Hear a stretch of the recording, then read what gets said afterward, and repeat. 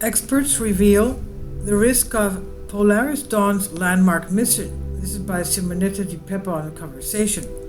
The Polaris Dawn mission has been attracting lots of attention because it will feature the first ever spacewalk by commercial space travelers. There are many reasons why this is a landmark mission, but with this ambition comes a degree of risk. The mission is backed by Elon Musk's company SpaceX, and there are no professional astronauts among the crew. Flying aboard the mission is a businessman, a fighter pilot, and 2 SpaceX employees. The mission represents an emerging parallel track in orbital spaceflight, which is privately funded compared to the upcoming government-backed U.S. Artemis mission to return humans to the moon.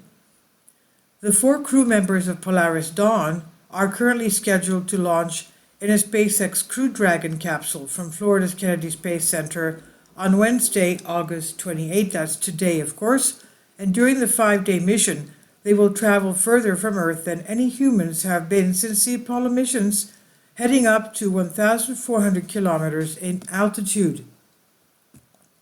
In addition to spacewalk, the crew will travel through portions of the Van Allen radiation belts, zones of energetic charged particles around the Earth.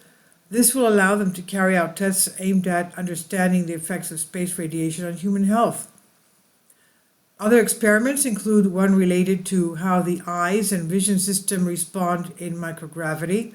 The crew will also test a laser-based communication system in space, and this will provide data for future space communication systems that could be used on missions to the moon and Mars.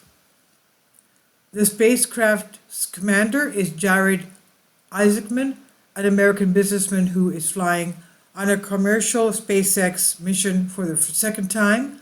The retired U.S. Air Force Lieutenant Colonel Scott Poteet will serve as the mission's pilot. Sarah Gillis is a mission specialist and is the lead space operations engineer at SpaceX. Gillis is scheduled to perform the spacewalks, the spacewalk, known formally as an extravehicular activity EVA, together with Isaacman, and finally Anna Menon is a mission specialist and medical officer on the flight. And like Gillis, she is a SpaceX employee who leads space operations and is a mission director at the company. The spacewalk will be somewhat different to the type we've become used to seeing from International Space Station ISS, where 2 astronauts will usually go outside while the rest of the crew stay inside the pressured station. The Dragon capsule has a hatch rather than an airlock.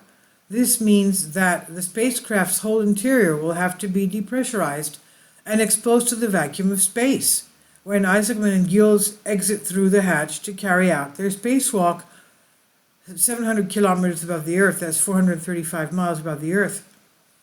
All 4 crew members will therefore be receiving their life support through spacesuits while the EVA is underway. The crew are wearing EVA suits designed by SpaceX that will be used for the first time on this flight. These are considerably more streamlined than those used by NASA astronauts aboard the ISS.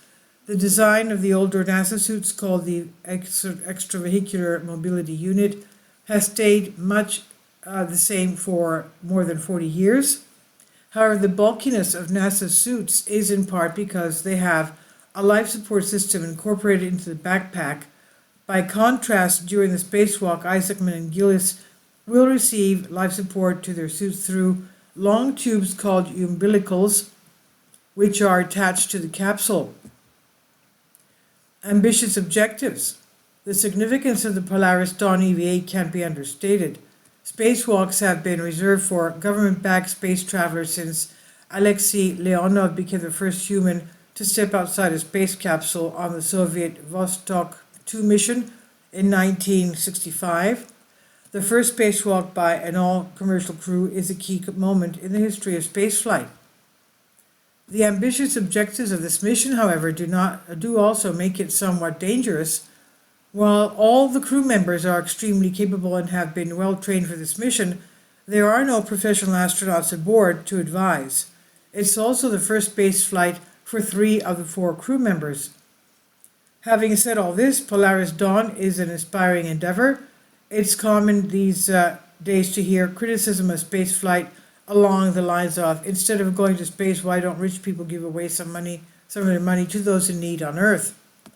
During Inspiration 4, Jared Isaacson's first space flight aboard a Crew Dragon capsule, the businessman raised more than $240 million for the St. Jude Children's Research Hospital in Memphis, Tennessee. For this mission, he's planning to replicate that success.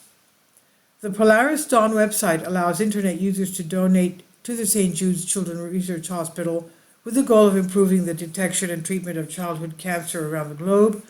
The crew members will also conduct several health-related experiments during the mission with the aim of advancing medical research. And this is the first of 3 missions in a privately funded Polaris program. As more commercial missions take place, the cost of access to orbit will come down, and this will help democratize space flight, opening up to those who are not professional astronauts or super rich. Hopefully, this will also inspire the younger generation to see space not as a final frontier, but as a natural expansion of humans beyond the limits of Earth. The mission will use a Dragon spacecraft named Resilience, which is the vehicle flown in 2020 for the first full mission to launch U.S. astronauts from American soil, following the retirement of the NASA Space Shuttle a decade earlier.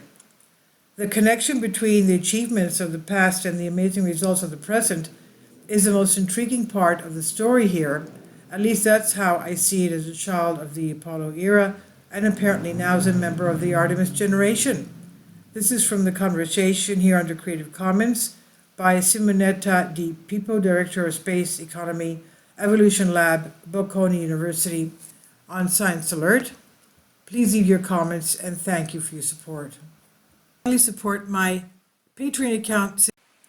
The daily posts are 5 videos daily, and they are totally different from what I have on my YouTube channel. Thank you so much for your support and that you find all my content so interesting. You'll find the Patreon account details in the description box below.